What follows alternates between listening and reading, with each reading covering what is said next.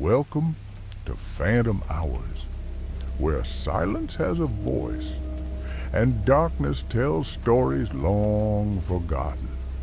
These tales aren't fiction, they're warnings. Some who heard them never returned to tell their side. If you dare to listen, turn off the lights, lock your doors, and prepare yourself. Because in the Phantom Hours, fear is your only companion. Subscribe now, like the video if your heart can handle it, and share it before it's too late. Let the horror begin. Story 1: The Man Who Came Back Wrong. A 34-year-old man named Aaron Bell died in a hit-and-run accident on March 14, 2013. He was declared legally dead at 7:04 p.m. At 2:19 a.m.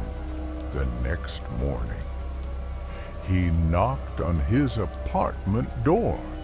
His roommate, Chris, opened it, and there stood Aaron, alive, breathing, smiling strangely. "Hey man, I forgot my keys." "He shouldn't be alive." Chris froze. He had identified the body himself. There was no doubt Aaron had died. But here he was, same face, same voice. Only one thing was off: his eyes. They didn't blink, not once. Something isn't right. Over the next few days, Aaron resumed life as if nothing happened. He went to work, ate his usual cereal, even told the same jokes. But at night, Chris would wake up to the sound of whispers from Aaron's room. He once peeked through the crack. Aaron was talking to the wall, and the wall was whispering back. The video footage. Chris checked their building's hallway cameras to see how Aaron got back that night. The footage at 2:19 a.m. Aaron appears out of nowhere. Not walking in, not climbing stairs, it just appears, frame by frame. Worse, his reflection in the glass door didn't match his movements. It smiled before he did.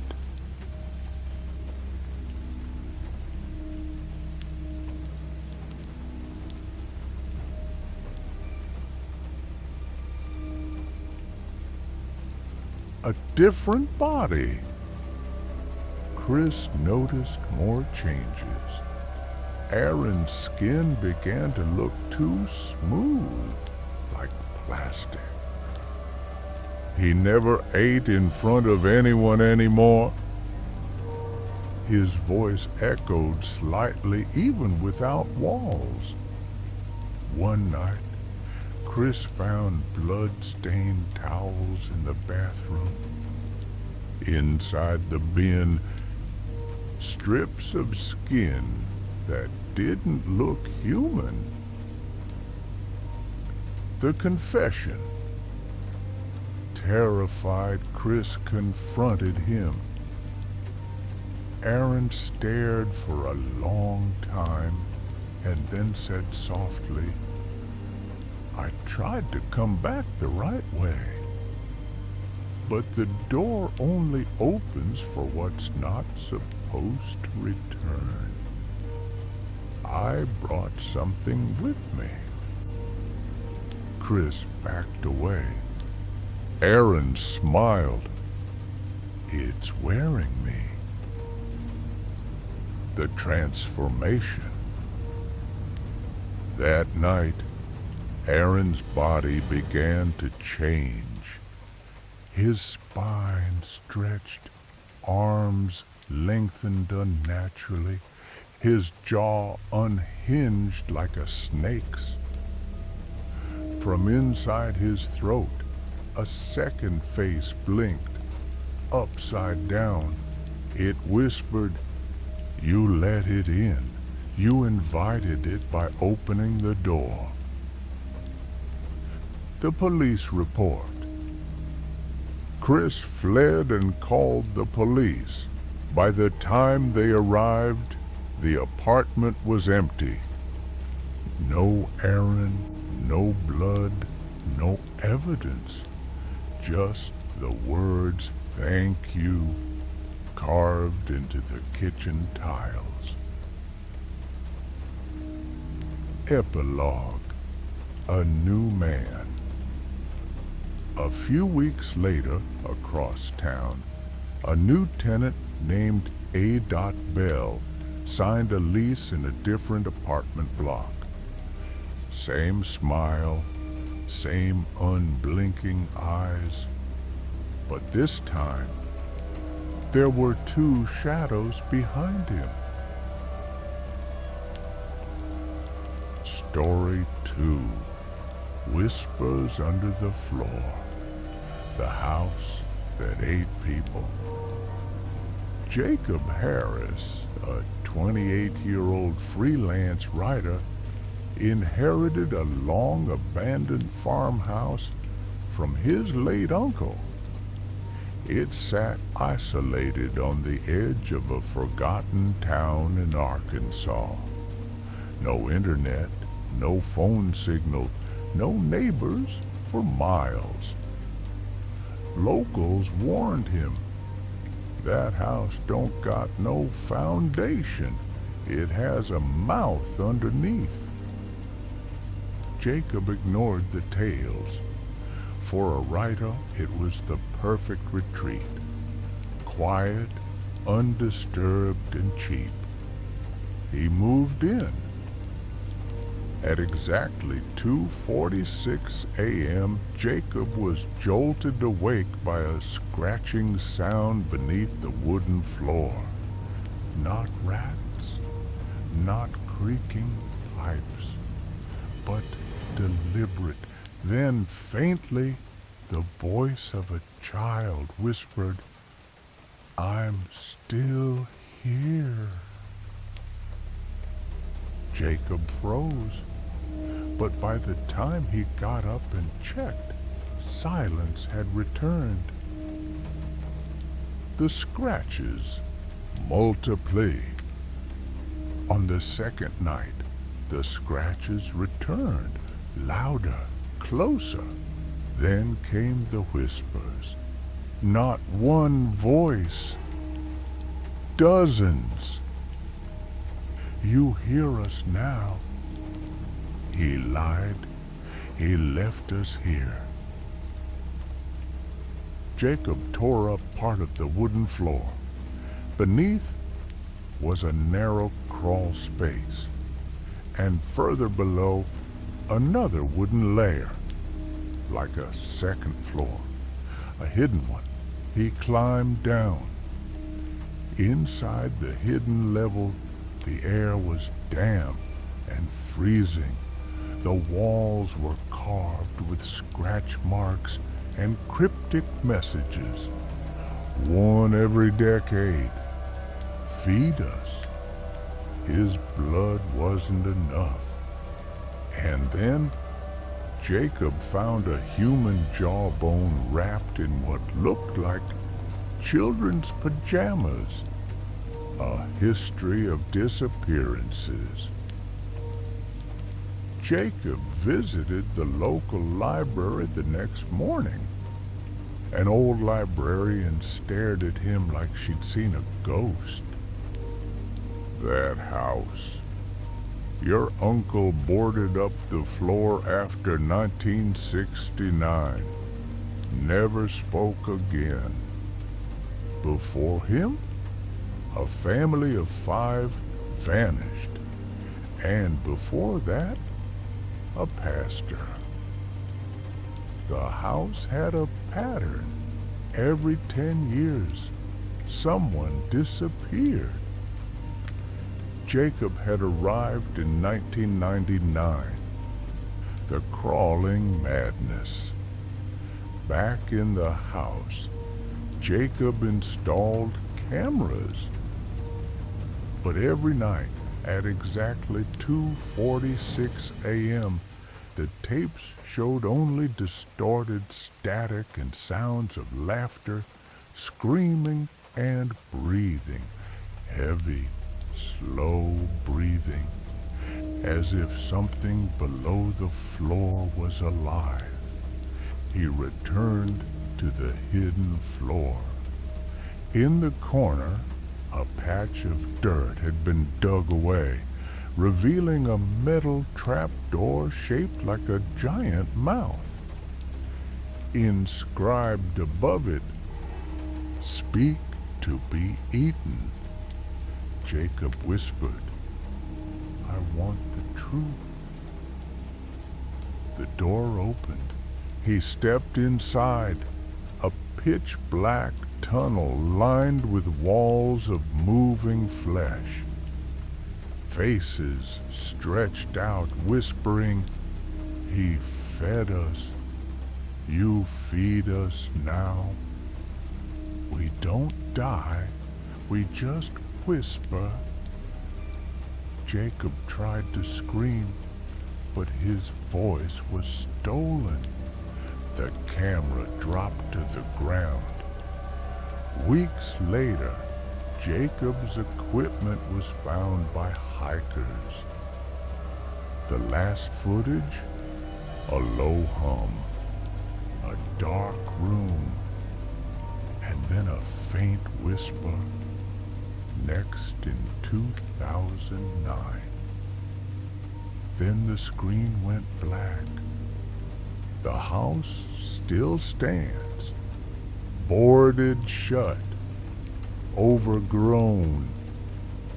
Every 10 years, someone enters, a wanderer, a drifter, a fool.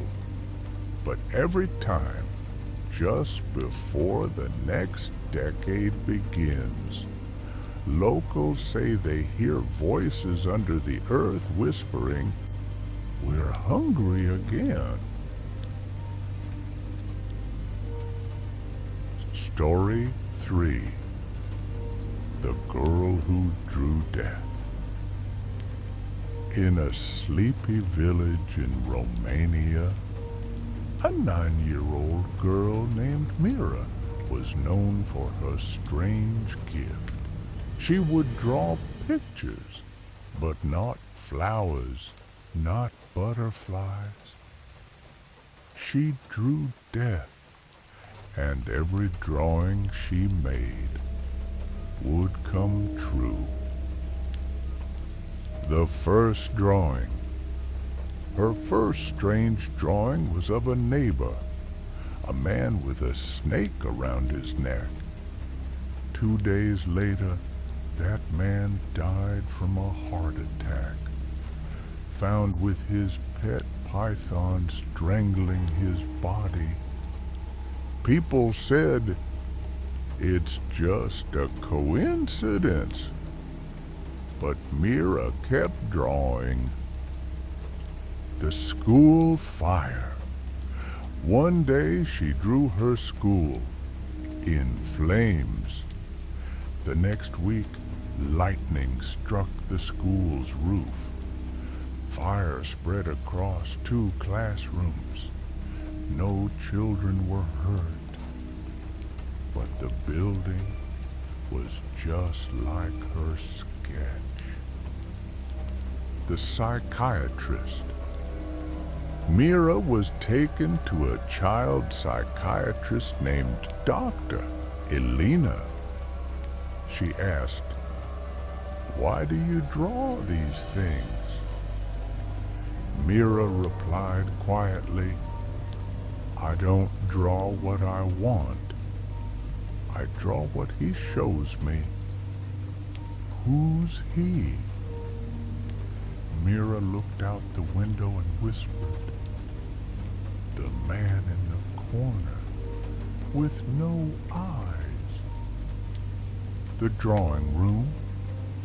At night, Mira would sit alone in a candlelit room. She'd draw frantically, like in a trance. Once, her mother peeked inside and saw her sketching her own mother's body in a casket. She screamed. 2 days later, her mother died in a car crash. The hospital incident. After losing her parents, Mira was put in a children's ward. Cameras were placed in her room. One night, nurses saw her drawing something violently. Eyes wide open, but unblinking. She drew the hospital corridor, filled with blood. At 3:33 a.m., the nurse on night duty had a heart attack in that same corridor. The investigation.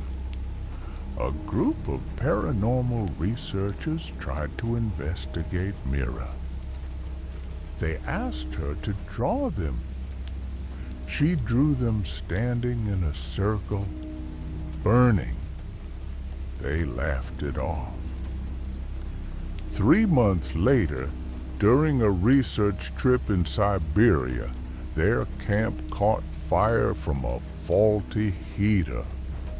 None survived. The final drawing.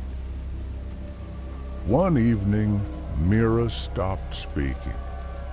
She sat with a single sheet of paper and began her final drawing. She drew herself, alone, eyes black, and behind her, a tall man with no face reaching out. That night, she vanished. The only thing found was her sketch, still wet with ink. Epilogue, the cursed sketchbook.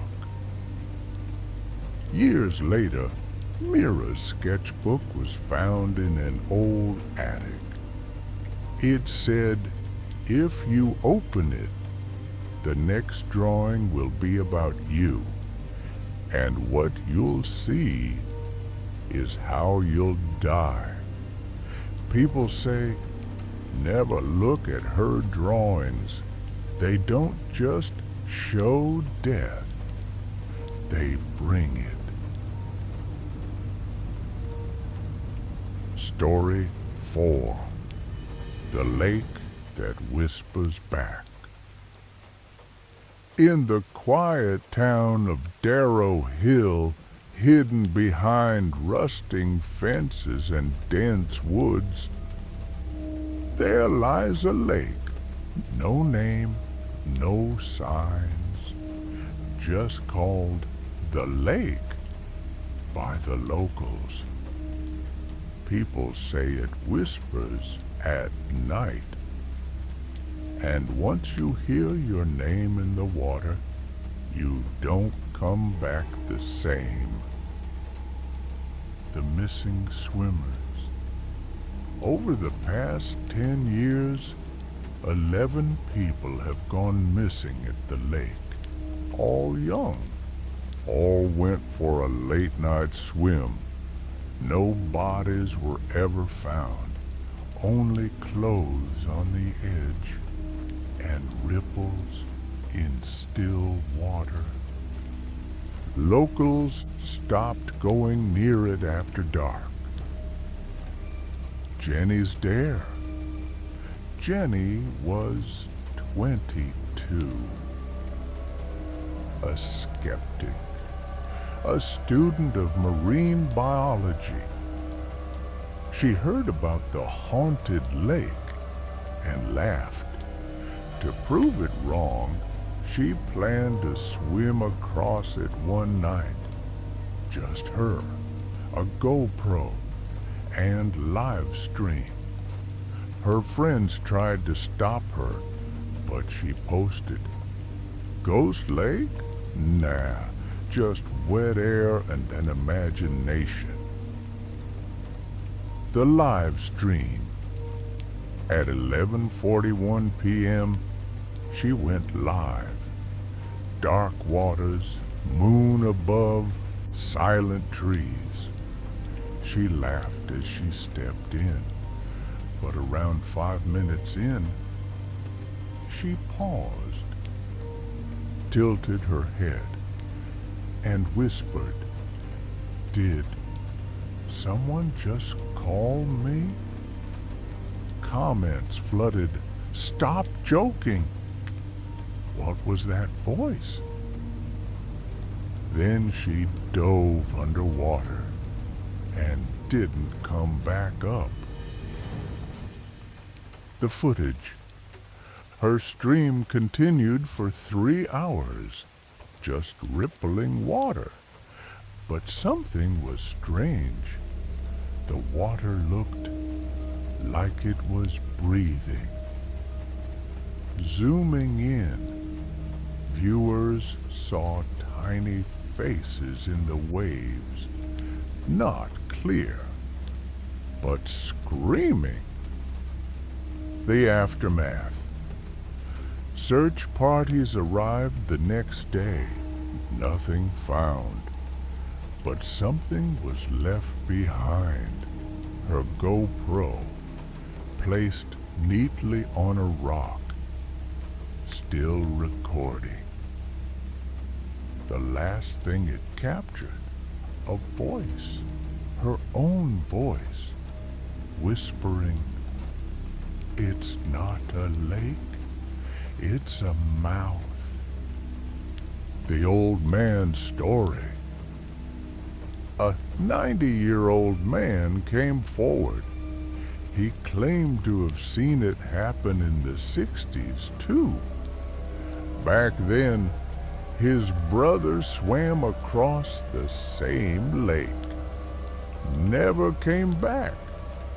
He said the lake is alive. It remembers every soul. And it calls them back, over and over. The curse. Folklore says the lake was once a prison site. Hundreds were executed and dumped there. Their souls never left. Now they call out, mimicking voices of loved ones. And if you answer back, you belong to the lake forever. Epilogue. Jenny returns. 3 weeks later, a hiker saw someone near the lake. A girl, wet hair, blank stare, silent, looked just like Jenny. He called the police, but when they came, she was gone. Only a message carved into the nearest tree. I didn't drown. I listened too long. Story 5. The Road That Remembers You. It was supposed to be a simple road trip. Daniel and Sarah, young couple, just married. Excited for their honeymoon, they left the city at 5 p.m., driving toward the mountains. Their GPS lost signal around Highway 19. They were never supposed to take that turn. But they did, and vanished for 3 whole days. The return. 3 days later, they came back. Just walked into a gas station, clothes torn, eyes hollow, pale like ghosts. The police were called, but they had no memory of where they had been. Sarah kept repeating, "We shouldn't have looked behind." Daniel just cried. The road no one finds. Investigators tried to retrace their steps, but the turn they took, it didn't exist on any map. Locals said that area was cursed. Decades ago, buses full of passengers went missing near the same region, all heading toward the same unknown road. None returned until now. Daniel's condition. Back home, Daniel changed. He would wake up in the middle of the night, stand by the window, and whisper, "It's still out there." Sarah tried comforting him, but he'd flinch at her touch. Once he screamed, "You're not Sarah." He started sleeping in the basement with the lights off. Sarah's shadow. Sarah started acting odd, too. She'd draw maps, strange winding roads. She said she could hear the turns. Once, she was found outside, barefoot, at 2 a.m., standing in the middle of the road, eyes closed, when asked what she was doing. Listening for the cars that never came back.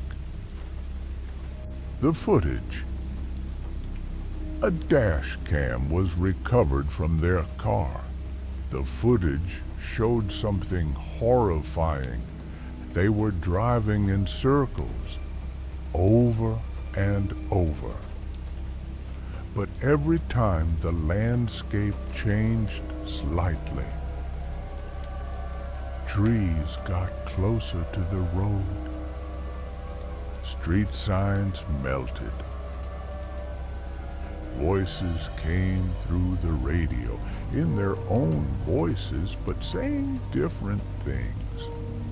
One time, Daniel's voice said, "Sarah, I think we're already dead." The warning sign. In one frame of the video, barely visible, there was a signboard on the side of the road, written in blood like red. "This road remembers. This road rewrites." The next frame, the sign was gone.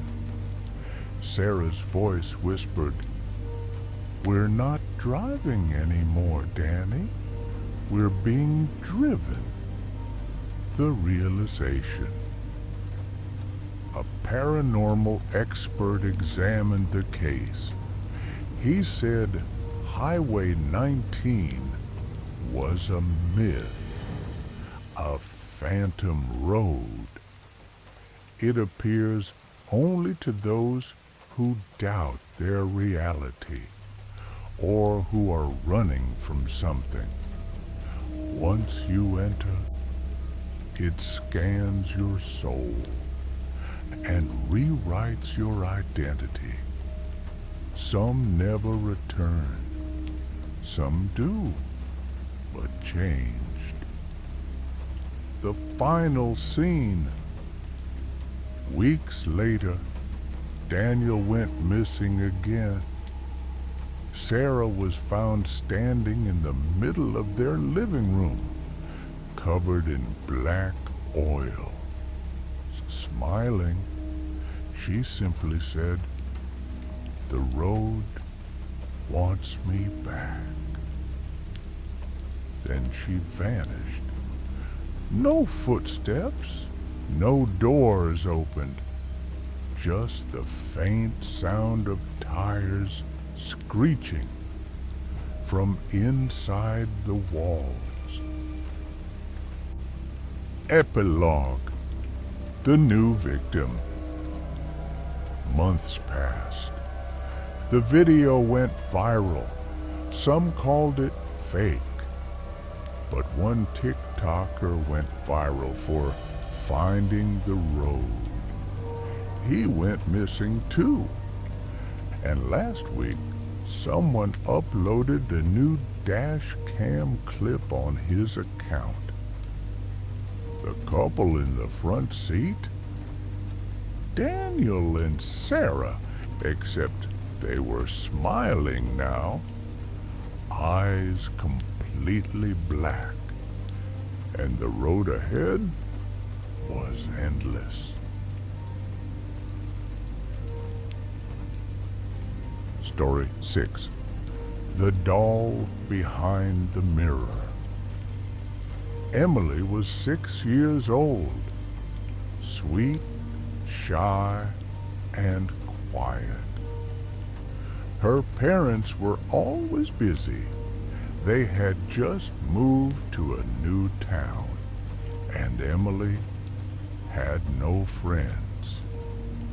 One day, while exploring the attic, she found something strange. A glass doll inside an old wooden box.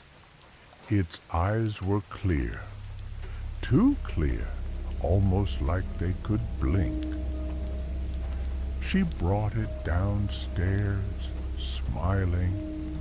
"Mommy, can I keep her?" Her mom said yes.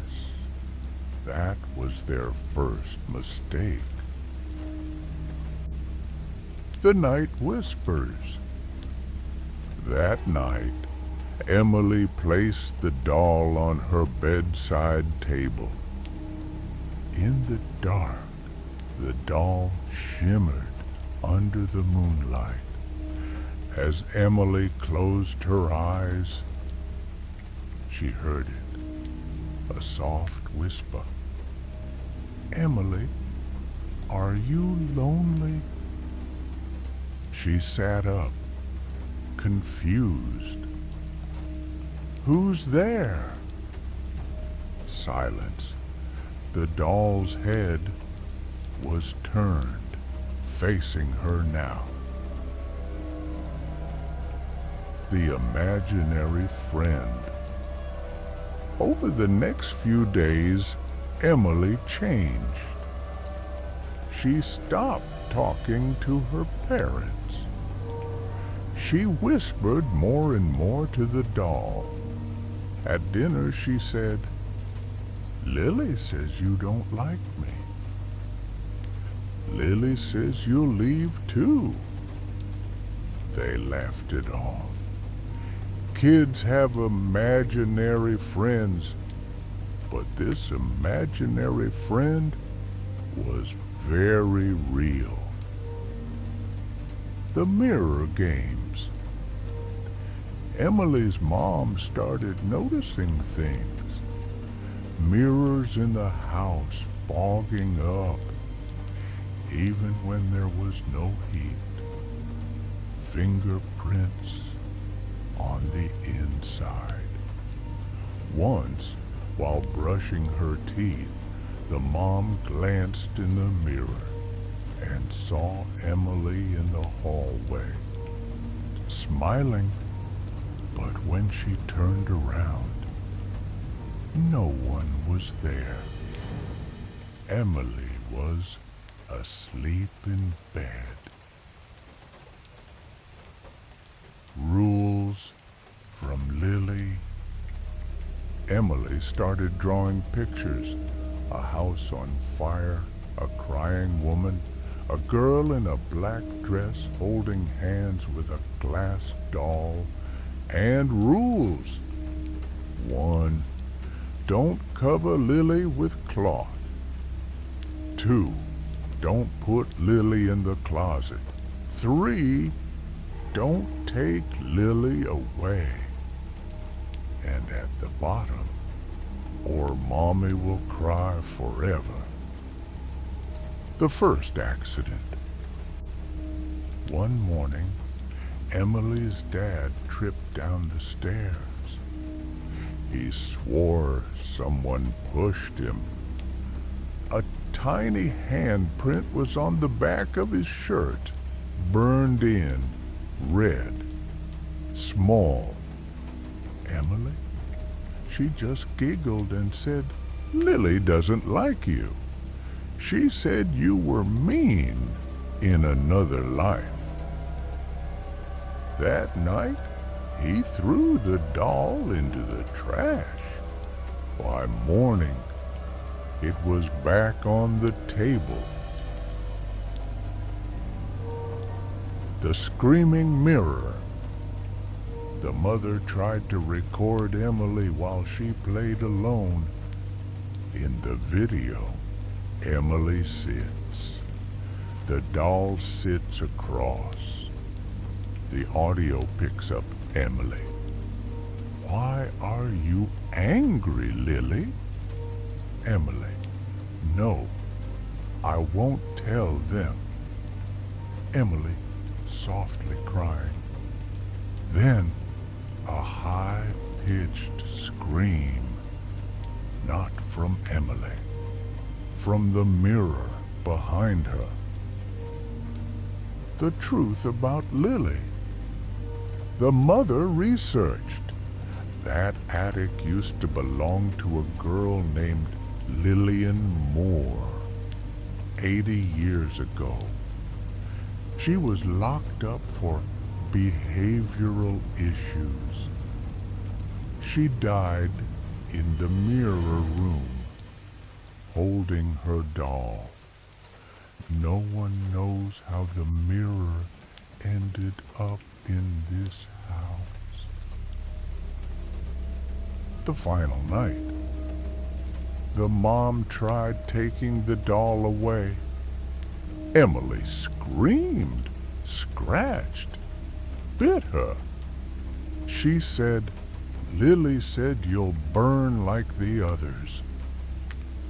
The mirror shattered that night. The mother ran to Emily's room and froze. The entire wall was glass now. Not a mirror. Glass like the doll inside it. A girl stared back. Not Emily, but Lily. And in Emily's bed was the doll with Emily's eyes. Epilogue. The house was abandoned. No sign of Emily, only a doll found on the floor, smiling, and a new rule scratched into the wall. Never ignore a lonely child, or she'll find someone who won't. Story 7. The stream that should never have happened. Jared was a struggling streamer. He wasn't famous, didn't have many viewers, but one night he decided to do something bold. He would stream 24 hours straight, documenting everything, even sleep. He thought, maybe I'll finally go viral. He did, but not for the reasons he hoped. Daystream, normal. Daytime was boring. He cooked, played games, cracked a few jokes, got a few viewers, 12 at most. People liked his realness. Comments started coming in, "You're chill, bro. Keep it going." Everything seemed fine until night fell. Night cam setup. He set up a cam in his room for sleep streaming. Lights off, mic on, chat open. He wore his sleeping mask and said, "Good night, world." Camera rolled. And then the chat exploded. The first movement.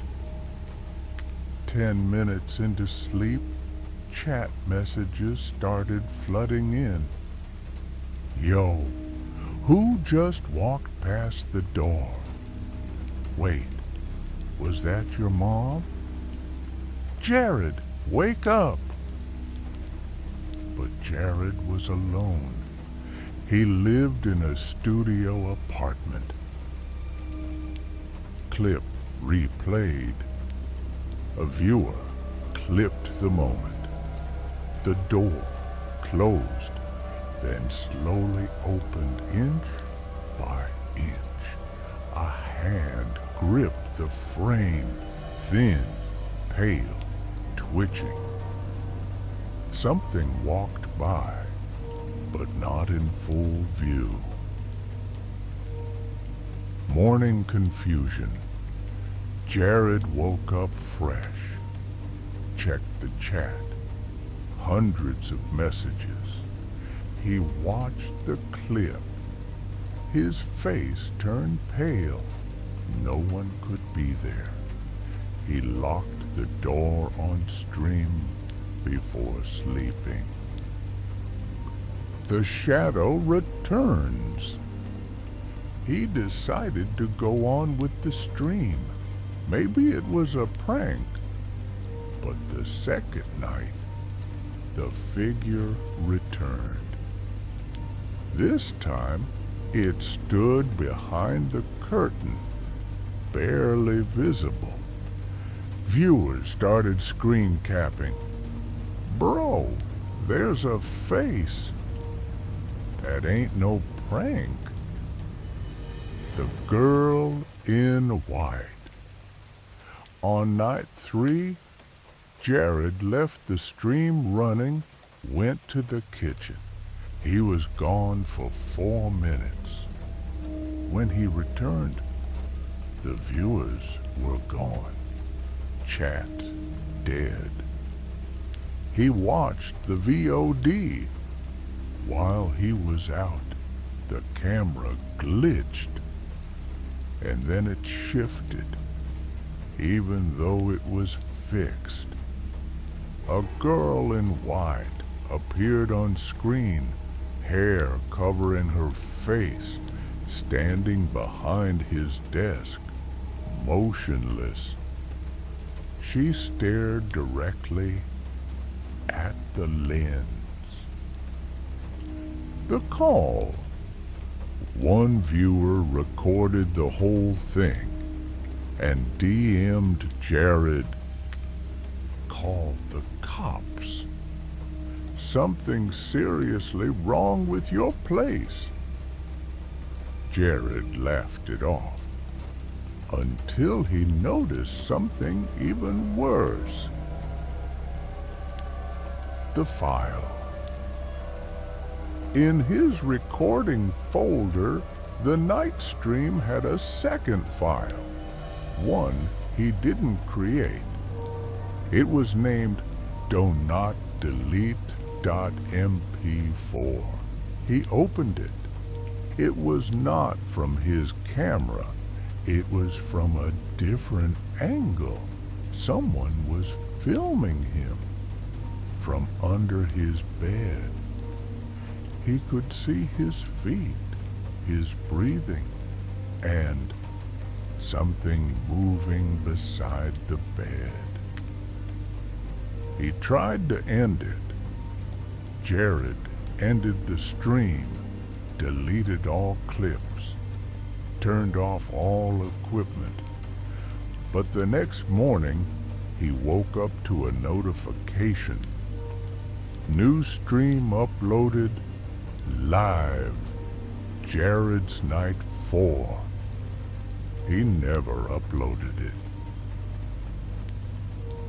Oh, it's an attack.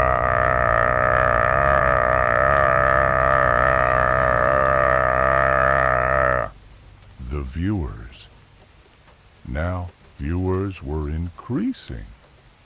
Not his followers, but strange accounts.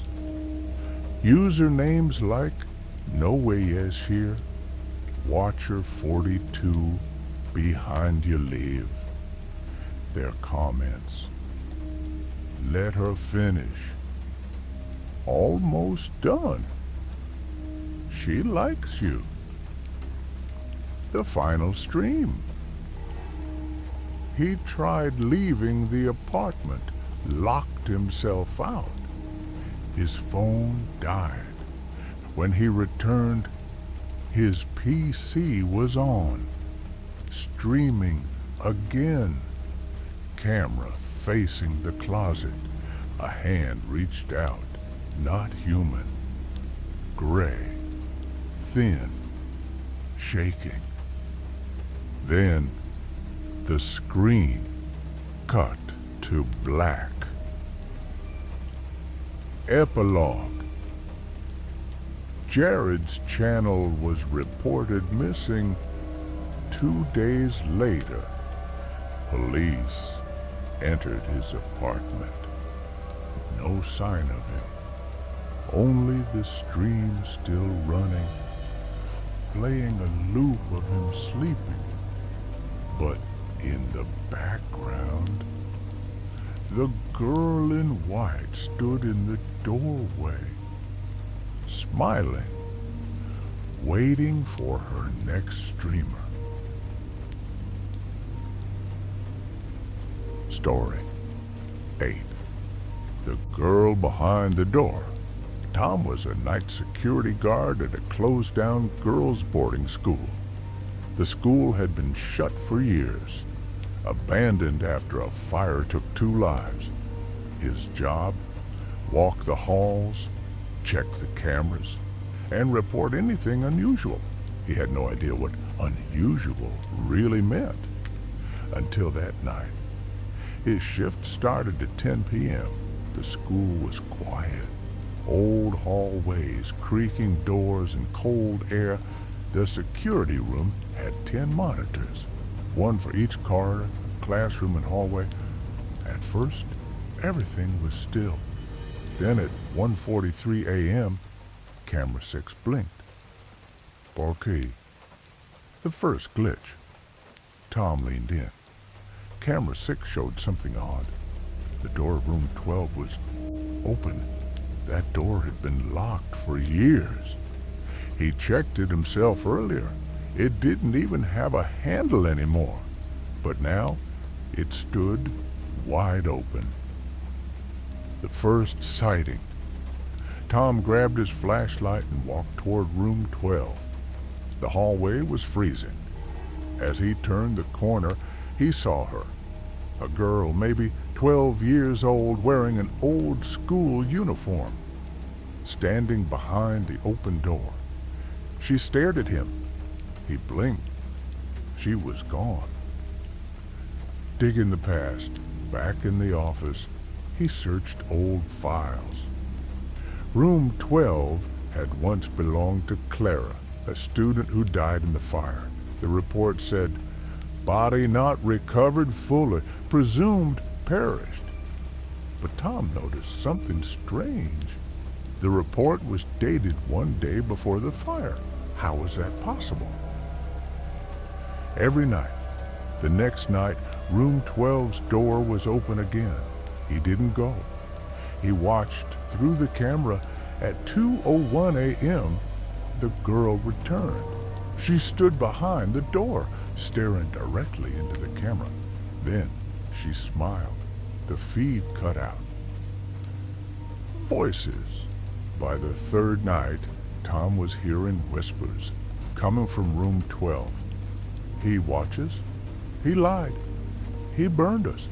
He turned the sound monitor off. It kept whispering. The hallway scratches. That same night, he found scratch marks on the hallway walls, long, ragged, like claws dragged across paint. Fresh. There were no animals, no students, just Tom and her. The ghost in the monitor. On the fifth night, Tom saw something that broke him. Camera 6 showed Clara standing not behind the door, but inside the security room. Right behind him, he turned around, nothing there, but the monitor still showed her standing, smiling. Yeah. His obsession. Tom stopped going home. He read every record about the fire. The cause had never been confirmed, but a maintenance worker, Tom's father, was mentioned as a suspect. The file said he was seen arguing with Clara the day before. The truth unfolds. That night, Clara whispered through the speakers, "He locked me in. He said I'd be safe. Then he left me." Tom's hands trembled. His father had always been quiet about that school. Now, Tom knew why. The final night. Tom entered room 12 with a crowbar, dust, burned walls, black marks, and then, in the corner, a small burnt bed. Above it, carved into the wall. Liar! The door slammed shut behind him. Morning. When his co-worker arrived at 6 a.m., the building was silent. They found the security room empty. On the camera feeds, every screen showed one image. Tom, standing behind the door in room 12, still, pale, smiling.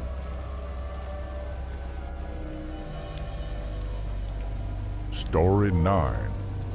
The Man Who Lived in the Walls. They moved into the house on a rainy Thursday. Emily and Josh, a young couple looking for a fresh start in a quiet town. The house was old, but charming. A steal for the price, but there was a reason it was so cheap, and they were about to find out why. The first signs. The first night was peaceful, but the second, Emily swore she heard breathing behind the walls. Josh laughed it off. "It's just the pipes." But it wasn't the pipes. The sound continued, low, slow, rhythmic breathing coming from the living room wall. Unexplained things. Soon, things started disappearing. Emily's earrings, Josh's keys, even food from the fridge. They blamed each other at first.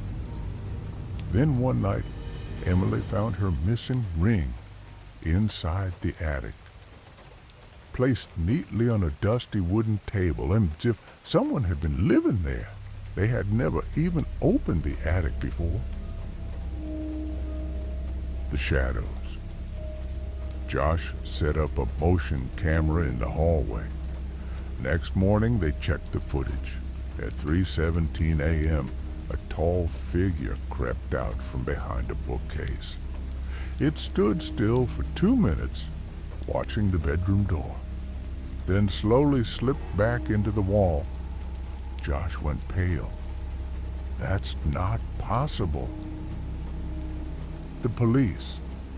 They called the cops. Officer came, searched the house, the attic, the crawl space, nothing. No signs of forced entry, probably a prank, they said. The couple installed locks, alarms, even nailed the bookcase to the wall. They thought it was over. Or the return. But it wasn't. Emily began waking up with bruises on her arms. Once, she found a knife placed on her pillow. Josh stopped sleeping altogether. Then one night, Josh saw it, a face, peeking through the vents, eyes wide, unblinking. The face smiled, then vanished. The discovery. Josh ripped the vents open. Behind them, a narrow tunnel, carved inside the walls. A foul stench wafted out, rotting food, mold, something else. He followed the tunnel with a flashlight. What he found inside made him scream. The room in the walls. There was a hidden crawl space room covered in filth. Mattress, rotting blankets, candles, and dozens of photos of Josh and Emily. Photos taken while they were sleeping. Photos taken from inside the walls. In the corner, a journal. They think they own this house, but I was here first. I've always been here. The escape. They packed and left immediately. The police searched again. This time, they found him. A man, pale, thin, feral, hiding inside the walls. He had been living there for over 12 years, a former tenant. The house had once belonged to his grandmother. When she died, he never left. He just moved into the walls and watched. Aftermath. Josh and Emily never returned.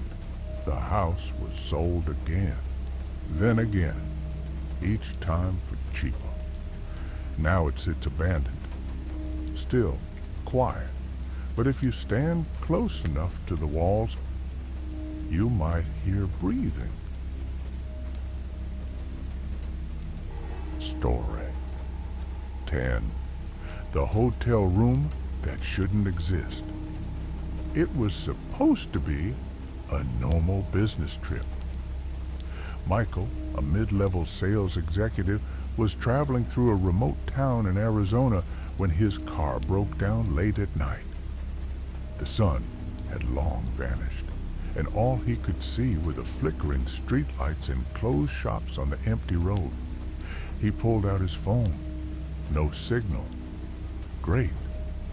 Then he spotted a dim neon sign ahead through the fog. The Hollow Pines Motel. Vacancy. Arrival. Michael entered the small reception. It smelled of bleach and mold. Behind the dusty counter sat an old man with a face that looked like it hadn't smiled in decades. Just one night, Michael said. The man nodded slowly. Only one room left. Room 212. He handed him an actual metal key. No card. Weird. Michael looked at the room map on the wall. Room 212 wasn't listed. The numbers ended at 211. Room 212? Michael asked. The man just stared. Second floor, end of the hallway. You'll see it. The room. Climbing the creaky stairs, Michael walked through the dim hallway. Each room had a number. 201, 202, until 211. Then, a wall. But as he approached, a faint outline of a door began to appear in the wall, like the shadows themselves were folding to reveal it. The door read 212, faintly scratched in. Chills ran down Michael's spine. He turned the key. The door opened effortlessly. Inside room 212 was cold. The air was unnaturally still. The walls were painted a sickly green. The bed looked untouched for decades. There was an old TV in the corner. It flickered on by itself. No channels, just static. Michael tried to leave, but the door wouldn't open. Panic surged. Then the TV started making voices, mumbling, then screaming. He unplugged it, still screaming. The mirror. On the wall, a tall mirror stood, but it didn't reflect Michael. It showed a different version of the room, darker, dirtier, covered in blood splatters. And in that mirror world, a figure stood behind him. He spun around, nothing. When he looked back, his own reflection was gone. The nightmare. Michael started banging on the door, screaming. He called out the window. No one. Then, from under the bed, a cold hand gripped his ankle. He fell. Dragged halfway under, he kicked and screamed. The hand let go, not before leaving a deep, frost-bitten mark on his leg. Morning. When Michael awoke, it was daylight. Room 212 looked normal, clean, calm. He rushed downstairs to the reception. There was a new lady at the counter. "I was in room 212. What the hell is that place?" he shouted. She blinked. "Sir, there is no room 212. This motel only has 11 rooms. You were in 207. He ran back upstairs. The door to room 212 was gone. A solid wall stood where it once was. Ending. Michael never returned to that town. But months later, he received a package at home. No return address. Inside was an old metal key with the number 212 engraved. See you soon.